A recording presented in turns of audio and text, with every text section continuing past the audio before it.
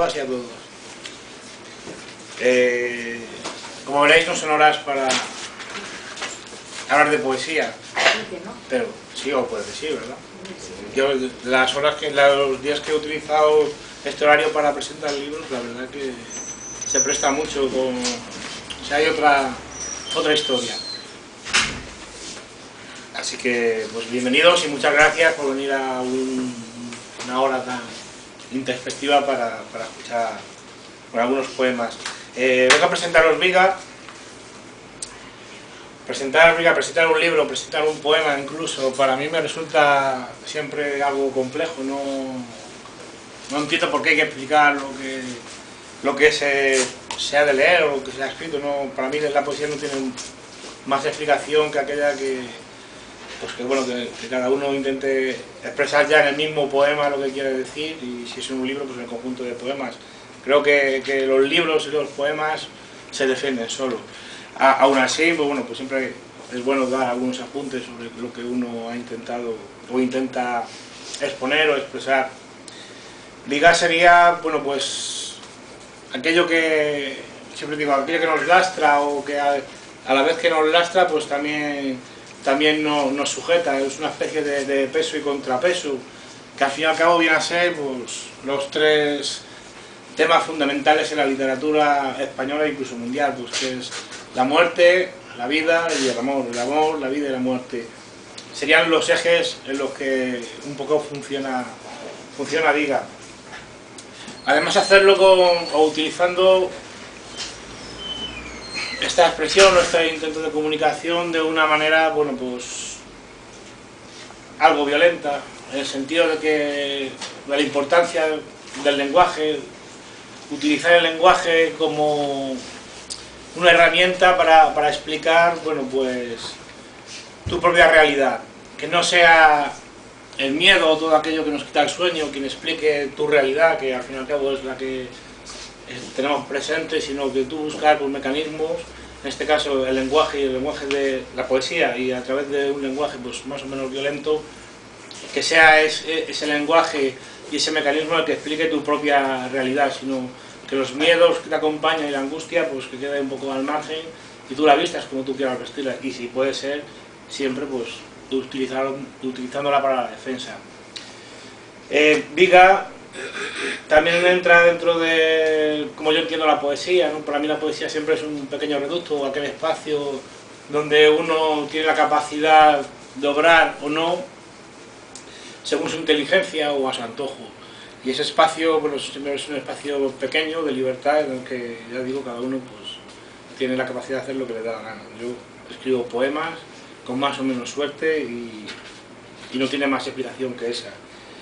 Me parece importante dentro del transcurso de este libro, para dar algún apunte más sobre él, de explicación,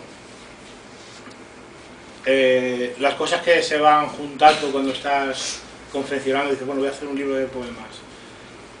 Pues viene alguien, ¿quieres colaborar en una antología? Esto, y siempre, pues tu propio trabajo se traslada a otro trabajo totalmente diferente, que no tiene nada que ver con lo que tú estás haciendo. Sin embargo, mimetizas mucho tu escritura en ese otro trabajo. ¿Y qué haces? Pues una cosa que no tenías pensada que ibas a utilizar aquí, pues la recuperas y la introduces, como algunos poemas que luego leeré. Y otra de las cuestiones que también entran dentro de ese proceso de elaboración, de creación, cuando alguien te dice, échame un cable, tengo aquí escrito un poemario, así me puedes dar algunos apuntes y demás, a ver qué te parece, y esto y lo otro. O narradores, como sabes, como ha sido el caso de Pepe Pereza, le cojo un extracto de su novela que acaba de publicar, Se ruega silencio, porque digo, joder Pepe, es imposible que tú hayas escrito esto sin pensar en este libro, que yo haya escrito este libro sin pensar en el tuyo, no habiendo leído ninguno de los dos los originales. Y al encontrarme con el capítulo de su libro y precisamente un extracto, digo, hostias. Digo, Pepe, creo que yo no tenía muchas ganas de explicar mi libro, pero creo que has dado un poco en el clavo de lo que es un poco Viga, lo que viene a ser Viga. Así que voy a empezar con como a modo de introducción, con el texto que recupero de la novela de Pepe Pereza, para presentaros un poco lo que intenta exponer Viga. La tarea consistía en construir inmensas vigas de hormigón reforzadas con estructuras metálicas. Una tarea dura y muy peligrosa. Todo lo que manejabas pesaba varias toneladas, y para hacerlo te servías de grúas elevadoras que se deslizaban por una serie de raíles que estaban colgados en el techo. Un fallo podía ocasionar una catástrofe. Cuando una viga estaba colgada de la grúa, había que poner mucho cuidado a la hora de transportarla. Sobre todo, se requería máxima atención al detener el desplazamiento, ya que la propia inercia de la viga hacía de esta un gigantesco ariete.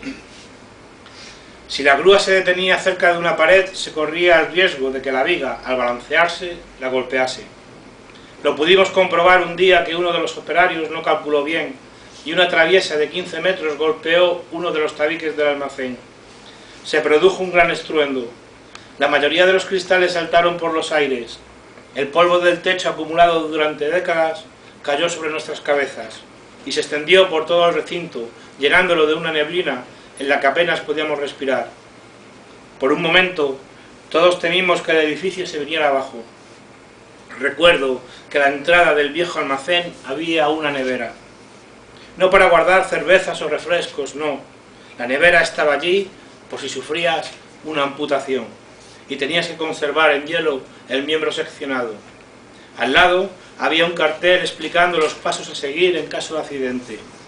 Esa nevera era un recordatorio del peligro real que te rodeaba. Muchos de esos peligros están aquí dentro.